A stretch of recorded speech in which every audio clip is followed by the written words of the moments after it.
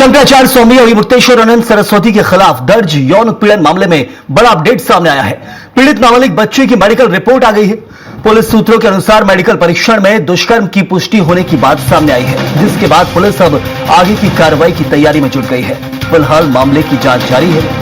यह खास खबर इस वक्त हम आपको बता रहे हैं। मुक्तेश्वर आनंद सरस्वती जो इस वक्त विवादों में घिरे थे, लेकिन अब दुष्कर्म के मामले में घिरते नजर आ रहे हैं और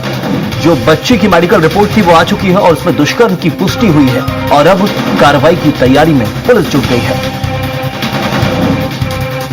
और चले इसी खबर को लेकर जानकारी भी देंगे। पवन सिंह हमारे संवाददाता हमारे साथ हैं। पवन, ये बड़ा मामला है। एक तरफ देश में शंकराचार्य कैसे पूजा जाता है, किन नजरों से उन्हें देखा जाता है, बहुत आदरणीय, सम्मानीय और पूजनीय होते हैं, खासतौर पर पूजनीय होते हैं, लेकिन अब ऐसे विवाद देश में आ रहे हैं और अब ये मामला गहराता जा रहा है। बिल्कुल सही। देखिए, सबसे बड़ी बात है कि इस समय लगातार यह मामला पूरा गरमा गया है। जिस तरह से ये मुक्तेश्वर आनंद सरस्वती लगातार अपना बयान बदल रहे थे, अपनी बात कर रहे थे, क्योंकि जिस तरह की बात थी कानून की, उनको अलग अलग तरह से जो जानकारी मिल रही है, जिस तरह से आज रिपोर्ट ने पूरी तरह से कंफर्म कर दिया है कि पुष्टि हो चुकी है कि उन बच्चों के साथ उस तरह की हरकत हुई थी। अब इसके बाद से लगातार जो लोग हैं या जो संत समाज को बहुत ज्यादा तरजीह देते हैं, क्योंकि इससे पहले भी कई ऐसे संतों के साथ घटना हो चुकी है, इसके बाद सबके मन में इस तरह के बहुत सारे विचार आते रहते हैं कि अब इसके बावजूद भी वो सफाई देने की बात करते हैं। अब क्योंकि पुलिस ने ये बात लेकर के आगे भी जो जानकारी लेकर रही थी, जानकारी जांच कर रही थी, इसके बाद अब जब डॉक्टरों ने इसकी पुष्टि कर दी इनके साथ दुष्कर्म हुए हैं, अब इसके बाद इनके पास कोई जवाब नहीं अभी पवन जी, लेकिन बहुत ताज्जुब होता है इस विषय को लेकर। यदि हम इसकी शुरुआत में जाएं तो सबसे पहले मुक्तेश्वर आनंद सरस्वती घिरते हैं कैसे, क्योंकि वो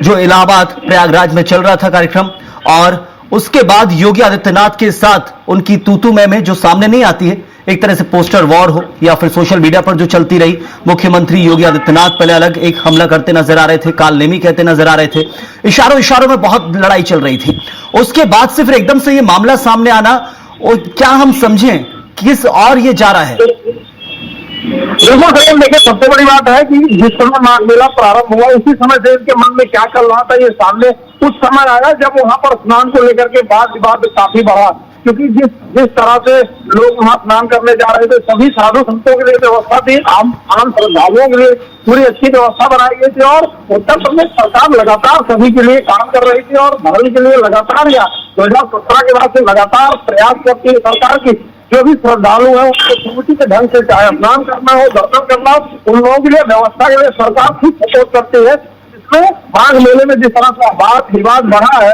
उसमें ऐसा बताया जा रहा है कि ये जबरदस्ती वाद विवाद बढ़ाया गया, क्योंकि जहाँ से इनको अंदर जाना था वहां से श्रद्धालु बाहर आ रहे थे, जिसकी वजह से वहां कोई बड़ी दुर्घटना हो सकती थी, क्योंकि पिछले जब यहाँ महाकुंभ लगा था उसमें एक बड़ा हादसा हो चुका था, जिसके बाद सरकार या वहाँ की जो प्रशासन है दोबारा रिस्क नहीं लेना चाहते थे, जिसके लिए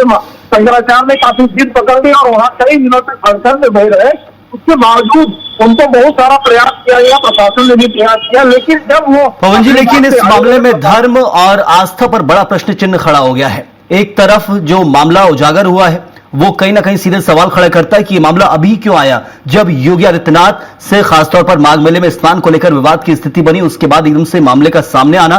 क्या ये बार बार जो आरोप भी लगाए जा रहा है मुक्तेश्वर आनंद सरस्वती के खिलाफ, जो उनकी तरफ से लगाए जा रहे हैं कि ये जानबूझकर रची जा रही साजिश है, क्या ऐसा भी कोई एंगल हो सकता है क्या? देखिए संयम, ये बात आप बिल्कुल सही कह रहे हैं, लेकिन ऐसा एंगल अगर होता, क्योंकि कानून सबके लिए बराबर है, चाहे कोई संत हो, चाहे कोई अधिकारी हो या आम नागरिक हो, सभी के लिए जो कानून है वो सबके लिए बराबर है। आपको पूरा मौका दिया जा रहा है, जब भी आप सफाई दे सकते हैं, आप अपने पक्ष में या विपक्ष में जो आपके पास साक्ष्य आप लेके आ सकते हैं। अगर आपने कुछ इस तरह का कृत्य नहीं किया, बहुत सारे लोग लोअर कोर्ट से लेकर हाई कोर्ट, सुप्रीम कोर्ट तक भरी होते हैं और साथ मैदान छूट जाते हैं, लेकिन अगर इस तरह की बात है तो इस तरह की बात सामने आ रही है, कंप्लेन आई और इसके पहले बहुत सारे ऐसे मामले हैं जो बहुत सारे लोग हिम्मत नहीं कर पाते इतने बड़े शंकराचार्य के खिलाफ कोई एप्लीकेशन देगा, क्योंकि अब आम पब्लिक या श्रद्धालुओं के मन में श्रद्धा भाव होता है संत के प्रति। अब उस श्रद्धा भाव को लेकर के कभी भी बहुत सारी ऐसी त्रुटियां होती है जिसको लोग नजरअंदाज करते रहते हैं, लेकिन अगर कहीं मौका मिलता है तो लोग अपनी बात रख पाते हैं। अगर उसके साथ कोई भी इस तरह का दुर्व्यवहार हुआ है तो लोग उसके लिए आगे आएंगे और कानून का सहारा लेकर के फिर आगे करेंगे, चलिए बिल्कुल, अब इंतजार करते हैं इस मामले में और क्या कुछ कार्रवाई होती है, लेकिन फिलहाल पूरी तरह से घिरते नजर आ रहे हैं सौम्या मुक्तेश्वरन सरस्वती। बहुत बहुत शुक्रिया पवन सिंह आपका विस्तार से जानकारी देने के लिए। तो जिस मेडिकल रिपोर्ट का इंतजार था, उस मेडिकल रिपोर्ट में दुष्कर्म की पुष्टि हुई है और उस आधार पर पुलिस अब आगे की कार्रवाई में जुटेगी।